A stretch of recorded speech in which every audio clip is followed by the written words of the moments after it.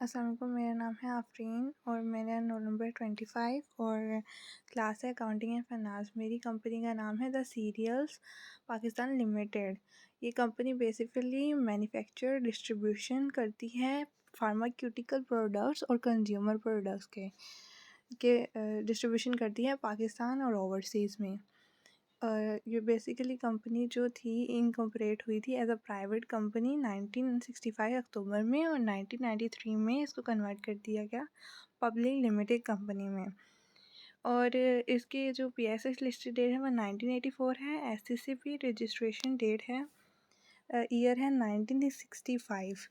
Parent company इसकी GD serial और US है। इंटरनेशनल ब्रांड लिमिटेड इसकी बिग पेरेंट कंपनी है जिसकी शेयर होल्डिंग 56.32 शेयर होल्डिंग है।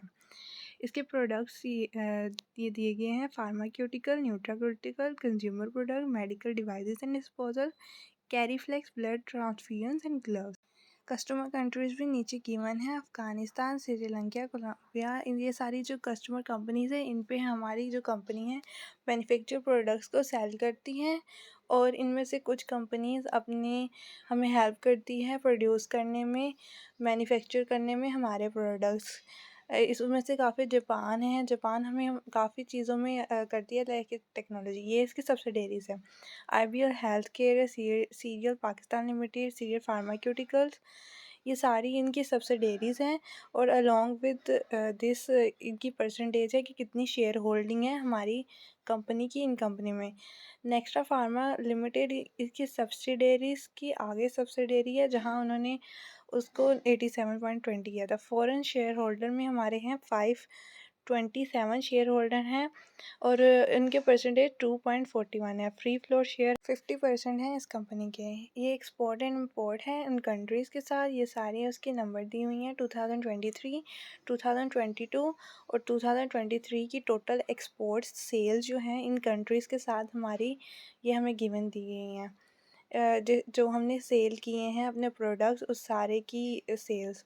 फिर सी रेवेन्यू रिव्यू, इसमें उन्होंने लीडरशिप को एक्नॉलेजमेंट दी है, हमारी एम्प्लॉयज़ को दी हैं, हमारी टीम के ऑपरेशंस को, और फ्यूचर आउटलुक में ये बोला है कि हम अपनी कंपनी को और भी काफ़ी प्लानिंग से रेवेन्यूज़ जनरेट करने के बेहतर तरीके ढूंढ सकते हैं जो कि ग्रोथ को बेटर कर सकते हैं। इंडिपेंडेंट ऑडिट रेवेन्यू में उसने की मैटर बोला है कि revenue from contract with customer, इसका ये हो सकता है कि हमने जो वेरीफाई किया हुआ है वो एक्यूरेसी और फेयरनेस के लिए कोई और मेथड यूज़ करते हैं। Litigations related to product pricing का मतलब है, लिटिगेशन बेसिकली होता है कोई भी एक्ट जो कि लॉ के अकॉर्डिंग हो जिससे हमें फ्यूचर का मसला ना हो। हेजिंग टूल्स में आ जाते हैं फॉरवर्ड कॉन्ट्रैक्ट्स, फ्यूचर कॉन्ट्रैक्ट और स्वैप। फॉरवर्ड कॉन्ट्रैक्ट जो है वो किसी बाई और सेल एग्रीमेंट की, किसी भी एसेट के बाई और सेल एग्रीमेंट को किसी भी fix price in future date में सेल करने के लिए होते हैं। इससे हम अपना जो है अनफेवरेबल प्राइस मूवमेंट्स जो हैं करेंसी में, कमोडिटीज़ में और इंटरेस्ट रेट को कम से कम कर सकते हैं। फ्यूचर कॉन्ट्रैक्ट्स हैं कि हम अपनी कमोडिटी है उस फाइनेंशियल लॉस के अगेंस्ट इसको प्रोटेक्ट कर सके। स्वैप तो कंट्रीज़ के दरमियान जो करेंसी या इंटरेस्ट रेट होता है एक्सचेंज, उसके बारे में होता है। ये बेसिकली यूज़ होते हैं इंटरेस्ट रेट को कम से कम करने के लिए और फॉरेन एक्सचेंज रेट के रिस्क को कम करने के लिए, ताकि हम एक कंट्री से दूसरी कंट्री स्वैप कर सकें।